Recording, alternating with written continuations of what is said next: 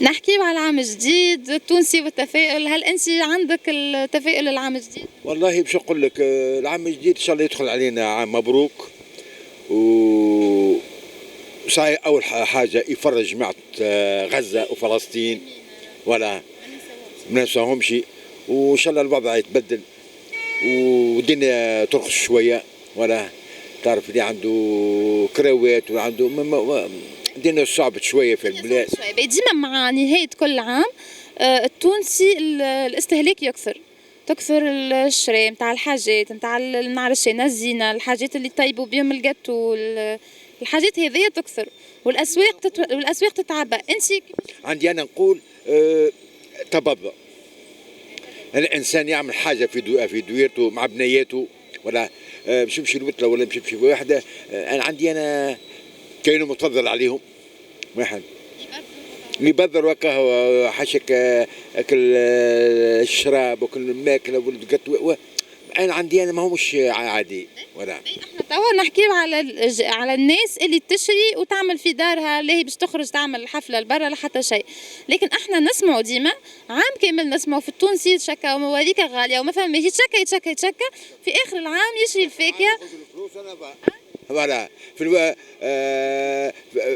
في الاعياد في مولد في المناسبات.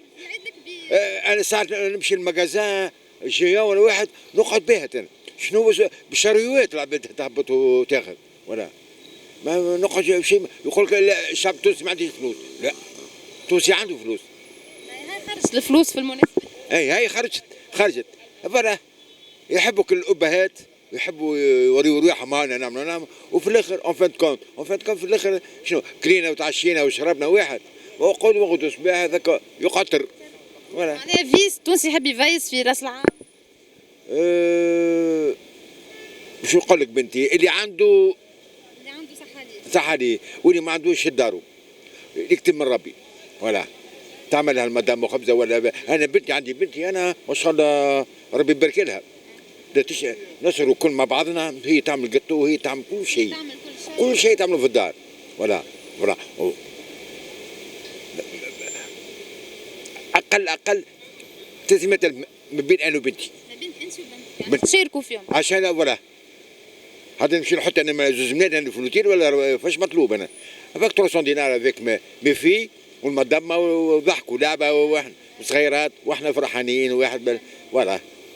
خير ملي بالنسبه لك انت يعني خارجه وجست انا نعمل خارجه باش نفيس باش العباد تقول هكا. انا ما نخرجش وما ندورش نشد دار بنتي تسكن في ناشغانه نعملوا عشاء باهي حلو نتاعنا وضحكه ولعبه واحد اون ساميز تلفزه قدامنا واحنا فرحانين وربي يبارك لنا وان شاء الله عامنا مبروك وان شاء الله كل عام وتونس بخير. انت من العباد اللي يعني بتاتر توا مازالوا ما ظهروش، لكن ايامات اخرين احنا باش نلقاو صفوف طويله على الجاتو على الحاجات هكا اللي يشريهم في راس العام. هل انت من العباد اللي تزاحم يعني لا انا الجاتو اللي يعملوا فيه هذايا شيء مهول ماسط ماهوش جديد ماهوش لايق ما واحد عاد نعملها في داري انا مع بنتي واحد باش تبعها وتعرفي كلفيه تعرف كيف تسمى واحد خلينا نمشي نشريها انا خبزه ب50 ولا ب70 يتمنك على الشعب التونسي.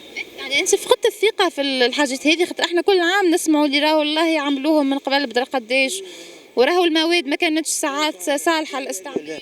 هي ما نعطيش فيهم ثقه جمله ما نعطيهم فيهم ثقه. فما بن يدر فما دي كالكا فما حاجات باهين.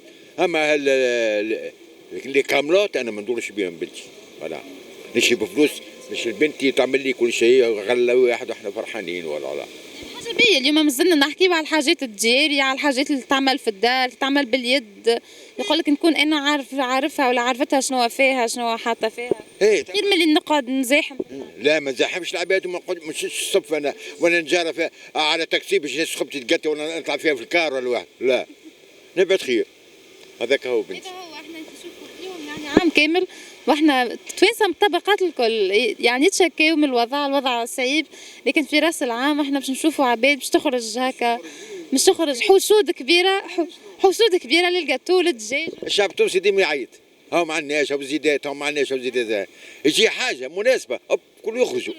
انا يخرج العلوش، العلوش يخرج بالدجاج، يخرج الحوت، يخرج كل شيء، وربي يبارك لهم وربي يفضلهم. هذه من المفارقات يعني الحقيقه اللي تضحك وتبكي. يعطيك الصحه. عايشك.